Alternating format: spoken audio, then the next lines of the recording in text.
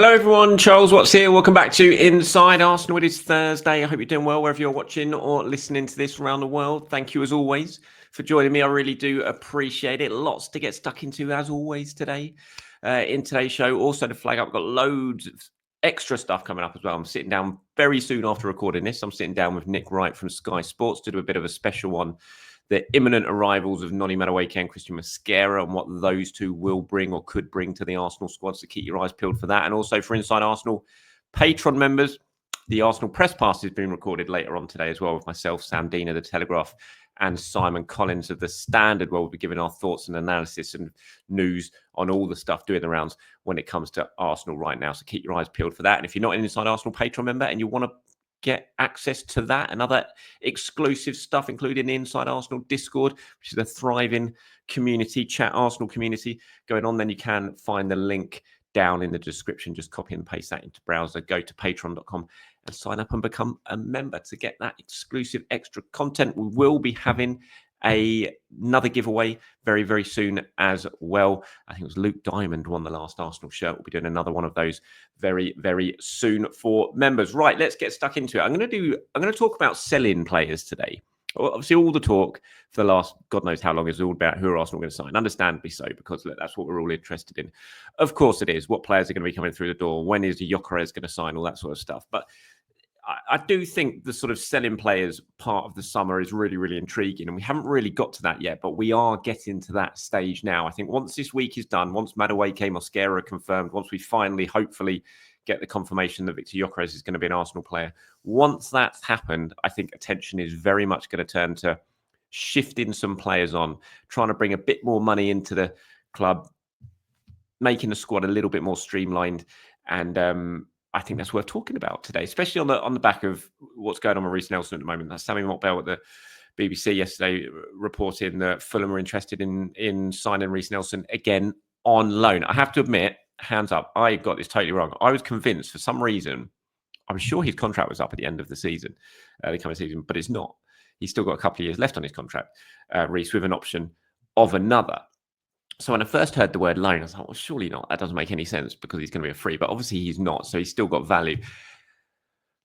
I would rather a permanent sale, I have to say. But I think when you look at Reiss's case, because of what happened last season, because of the injury that basically ruled him out the whole of the second half of the season, I think it might be a bit of a struggle to get any decent money for him. Had Reiss not got injured last season at Fulham, I think Arsenal would have got a really decent transfer fee for him this summer, probably from Fulham, if not them, from someone else, because he was playing very well for them. You know, I have Fulham mates who were very impressed with Reiss in those first sort of few months before he ripped his hamstring off the bone, classic Arsenal injury, even though he wasn't playing for Arsenal at the time. And he had a good start to life at Fulham, was making things happen, whether that be from the start, whether that be from coming off the bench, looked lively, and just looked in really good form. And we know what Reiss Nelson can do when he's sharp and he's fit and he's firing. But because of that injury, it just kind of stopped Arsenal's chances. So while I've seen some people saying, oh, why are we doing a loan? It doesn't make any sense.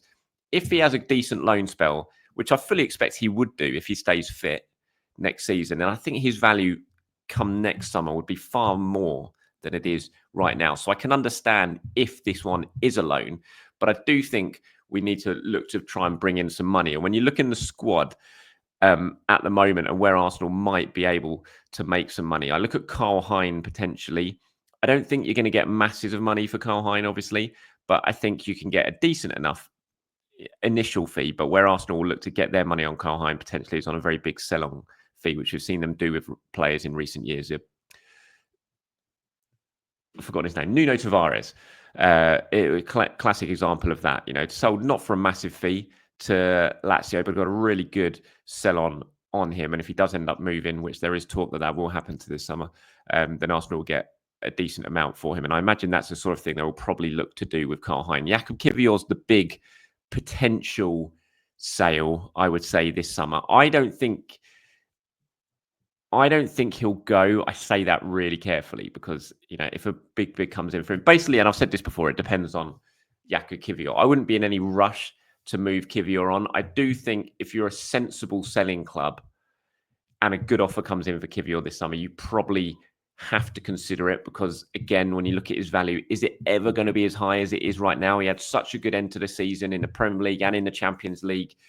He's still got a bit of time left on his contract. If a good offer comes in for him now and he's pushing to go and get the sort of minutes that he probably craves, I think you would have to consider it. I think it'd be a tough decision, and I think Arsenal would have to go and sign someone else if they are going to do that. But I think he's probably the guy you would look at as the most valuable selling asset in the squad at the moment that you could just about afford to lose. Zinchenko's another, but we've talked about Zinchenko. I don't think that's going to be massively easy because of the wages he's on. The fact he's only got a year left, and if he sees that out, he'll have a load of options available to him next summer. So already the sort of where Arsenal can get some significant money into the club is pretty slim. I would say people have talked about Gabriel Jesus. You're not going to sell Jesus, no chance about it. Leandro Trossard or Gabriel Martinelli, again, there's that sort of question mark over will one of those two go? If so, who will it be? And in midfield, Fabio Vieira, Sambi Lokonga, those are the players who could potentially go. But there's not massive amounts of money that you could get from those players. Fabio Vieira, 15 mil, maybe. I do think there's a player in Fabio Vieira, and I do think he'll be quite attractive to a lot of clubs across Europe because he's just a talented player, and I don't think his wages are going to be absolutely massive. You're not going to be full-on Premier League wages, Fabio Vieira, because he's not signed a new contract since he's been at Arsenal, and the contract he would have been on when he first signed won't be a massive one. So I think he's sellable, Vieira, and I would expect there to be interest in him. So we'll wait and see what happens as the summer progresses with him. Sammy Lokonga, I expect, will probably go as well. But you're not looking at masses of money. So I'd love to get your thoughts on this. If you're going to sell this summer, who do Arsenal need to sell? How much would you expect for some of these players? I think that'd be quite a good debate. So I'm thinking sort of 15 million for Vieira.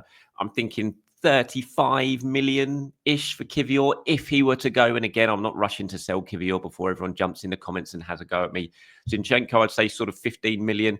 Trossard, if he goes 20, maybe 25 million. And then Martinelli, obviously, if someone comes in like a Bayern Munich, who we know of kind of keeping tabs on Martinelli, you're talking, in my view anyway, sort of 60, 65 million plus. That's what they're bidding for Luis Diaz. So I'd expect you to want exactly the same sort of money, if not more, for Gabriel Martinelli. So how important do you think it is for Arsenal to sell players? What do you think they should do with the likes of Nelson, Sambi, Vieira, Kivior? Let me know your thoughts on it in the comments below. Ethan Nwaneri, just wanted to flag this up. Got some reaction from you guys as well that I'm going to share in a minute about Ethan Nwaneri and this contract that he's about to sign with Arsenal. Good news is that it does appear it's going to be a 5-year deal, whether that be 4 years with an option or just a straight 5-year deal. We're not sure yet, but the word is it is going to be a 5-year deal when this is announced. Yesterday we spoke about it. Initially, it sounded like it could only be 4 years, but it now appears it is definitely going to be a 5-year deal, but we're just not sure on the exact makeup of it yet, which is obviously brilliant news. It's what you want. It just makes you feel so much more secure. Weirdly, it's just 1 year, 12 extra months, but 5 years just sounds so much longer than 4 years. And you know that in just, it's not like 2 years' time, you're suddenly like, oh, we're in that exact same position again. So I'm really happy with that. And you guys obviously delighted with the news about Ethan Nwaneri. Here's what some of you have been saying about the news of his new contract. Slimy351 says, very happy that Nwaneri is going to sign. I think he's an incredible talent, clearly a natural 10, but he's so talented that I think he can play anywhere across the front four. The Gyökeres situation is frustrating as Sporting seem to be unsporting as a team. Now they want guaranteed add-ons. If ever Sport want a player, we should be vindictive. I'm really hoping for Eze, but a word on Madueke not a signing I was looking for, but now that he's going to be a gooner, we in the North Bank will certainly fully support him. I think those are very good words, Limey. There, Timmy Luby says, great news about Nwaneri, massive talent. Jermaine says, happy to see Nwaneri sign, but I think it's going to be hard to get him minutes. I mean, on that, and I've said about it before, it's just all about Arteta now. Arteta needs, I mean, it's a big season for many reasons for Mikel Arteta, but I think this season as well, with the squad of players that he's now got and the players that Arsenal have brought in, he needs to show he can rotate and he can use these players, because time and time again, we've seen it before.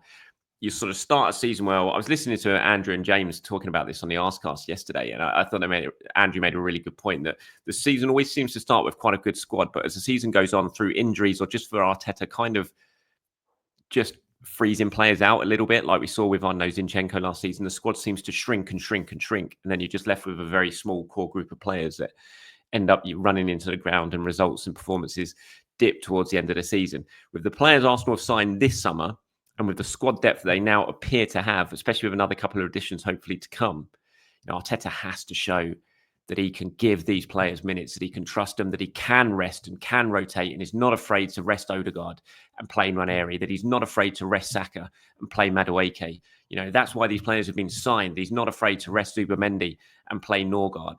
That's why you sign these players. That's why you spent money on them. That's why you're paying them the wages. So you've got to use them. So when you talk about, I think it's going to be hard for Nwaneri to get minutes, I think it's just all got to be down to Mikel Arteta here to trust in his players and use the squad the way it should be used, which we haven't always seen with him. So he's going to be so key for that. But thank you for your comment, Jermaine.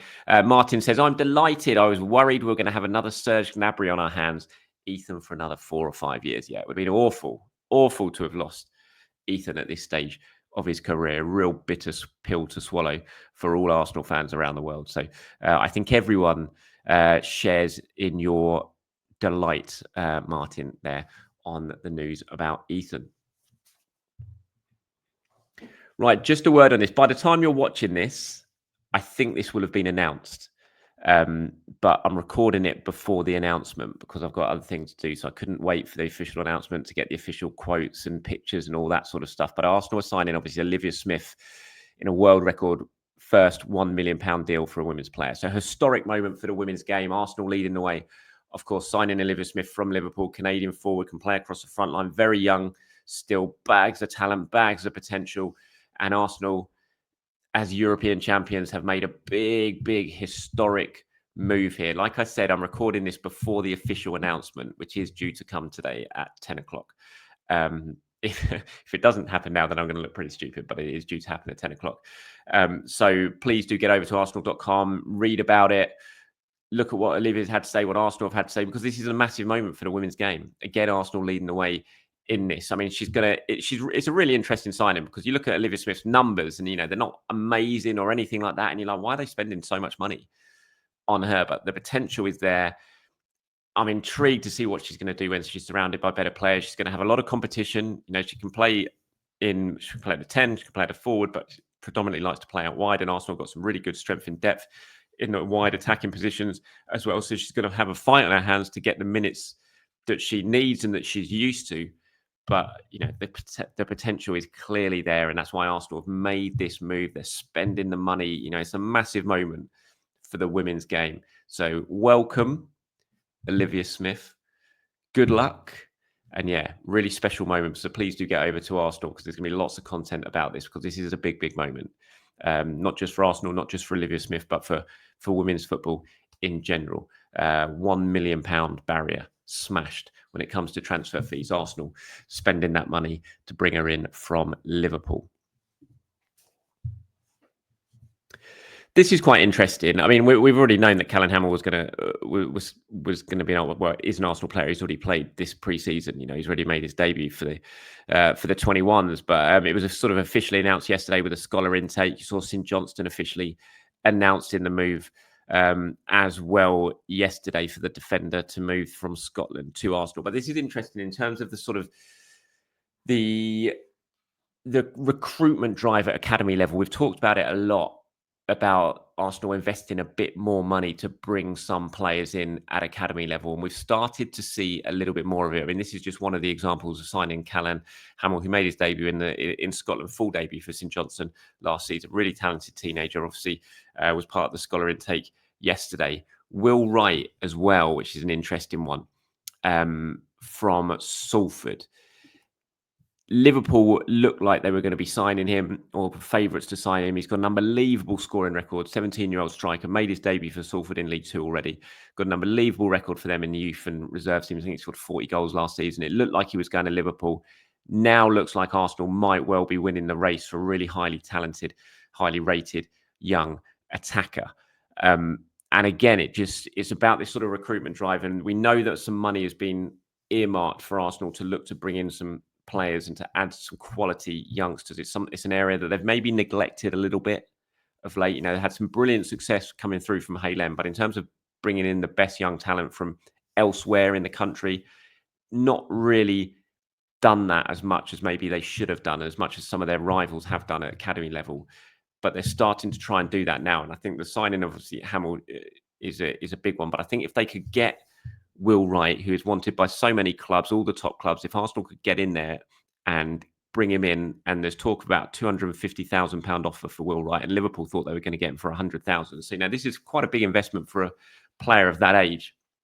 I think it will mark a sort of significant moment in Arsenal sort of change in recruitment when it comes to bringing in players of that age. So it's definitely one to watch and an interesting one, I think. Right, let's move on to some of your questions and comments now before we wrap this one up for today, shall we? And this is all reaction to what we were talking about yesterday with Alexander Isak and the fact that Liverpool have made a move for him. And people, there's been a discussion, should Arsenal have waited? Should Arsenal have gone for him instead of Victor Gyökeres, all that sort of stuff? Here's just some of your reactions. Interesting, actually. Most of the reaction, I thought loads was going to be, we should definitely sign him, but it's not. It was the other way around, actually.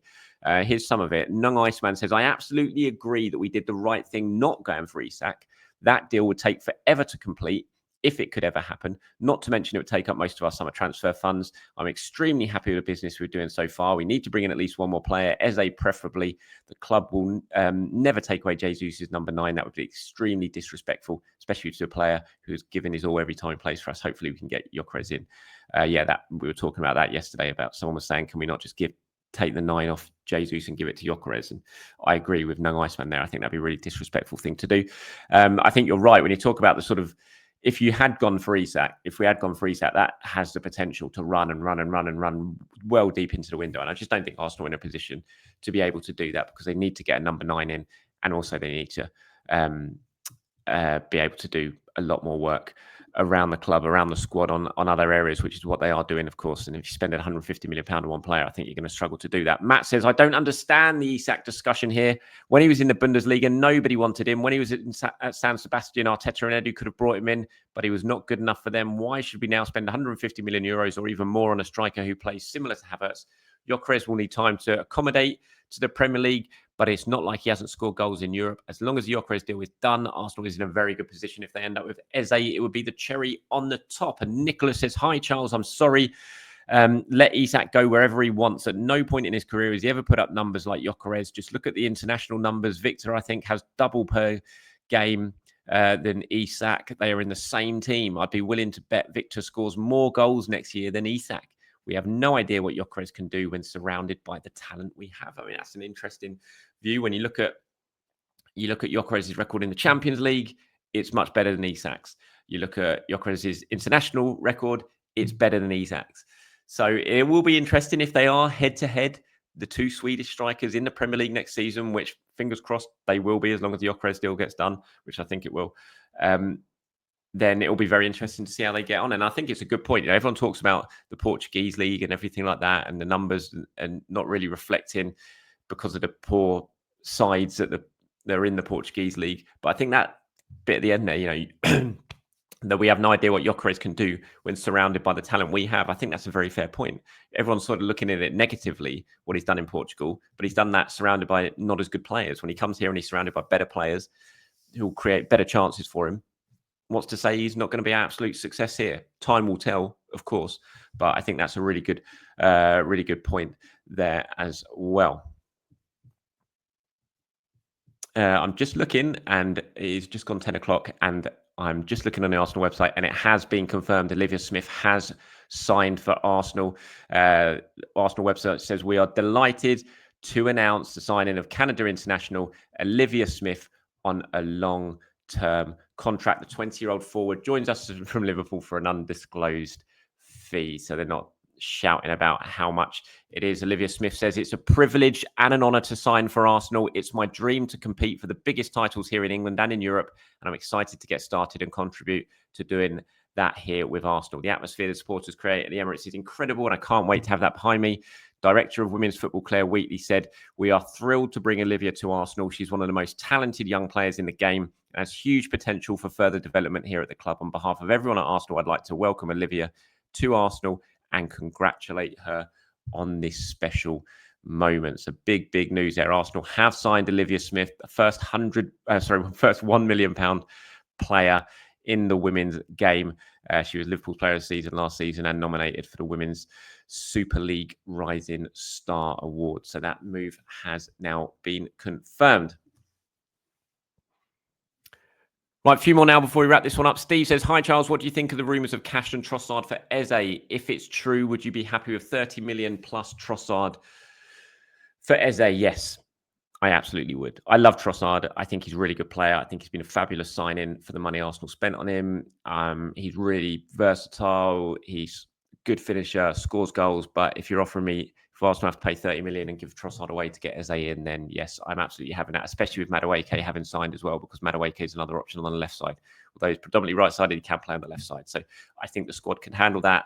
And it means Eze signing. So yes, I would go with that. I don't think it's going to happen, I have to say, but I would go with that if it was offered. Max says, should Madueke get his 3-week vacation now or at the start of the season? I think better to have him involved in pre-season training session and games to get accustomed to the team and Arteta's tactics.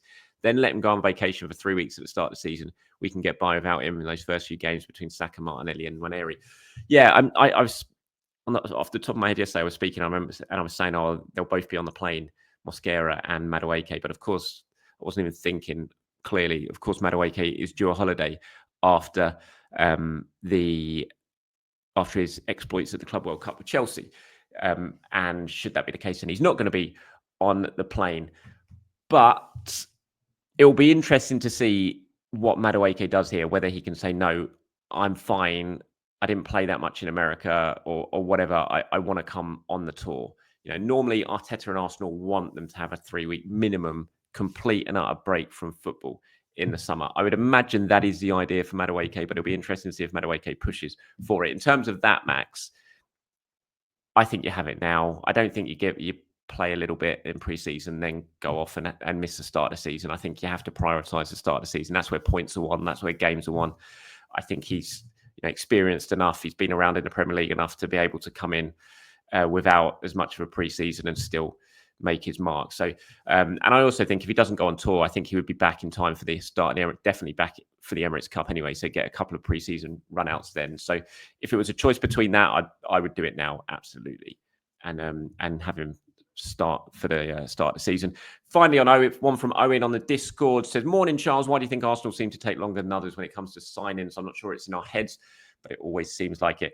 I always think that. I always think, is this in our heads? Do we just, because we're so invested in Arsenal, do we just think it only happens with Arsenal? I don't know. I mean, look at Brian Mbeumo, for example. I mean, when did that all happen with Man United? That's still not gone through. They've still not completed that signing. That's just dragging on and on and on. It still doesn't sound like it's very close to being completed. So I don't know if it is just Arsenal or if it's just that we focus on it. I think once the signing is done and confirmed, for the announcement, that feels like Arsenal take a little bit longer than everyone else. And I couldn't tell you exactly why. I mean, Arsenal are a club run by lawyers and solicitors, effectively. And having just been through a house move, I know how well solicitors like to take to do things. So maybe it's something to do with that. I don't know. But there's also lots of things have to fall in place for announcements and all that sort of stuff in terms of media teams, not just with Arsenal, but with their commercial partners as well, the players. If they're with Adidas or if there's someone else, they have to tie in and do their own announcements with them. So everything has to come together before announcement comes on. But yeah, it's a hard one to answer at the end of the day, Owen, I have to say. And that's it from me today, everyone. Not today. Well, it probably is for today. Not for Inside Arsenal Patreon members, because I will be back later on today with the Arsenal Press Pass show. I think the special I'm doing with Nick from Sky on Madueke and Mosquera, I think I'll probably put that out tomorrow. I'm going to wait for the announcements, basically. And I'm not sure exactly when those announcements are going to be. So I'll wait and see. But that is coming, so keep your eyes peeled for that once the announcements are official and Mosquera and Madueke are confirmed as Arsenal players. Right, have a good one, everyone. I'll speak to you soon. Bye-bye.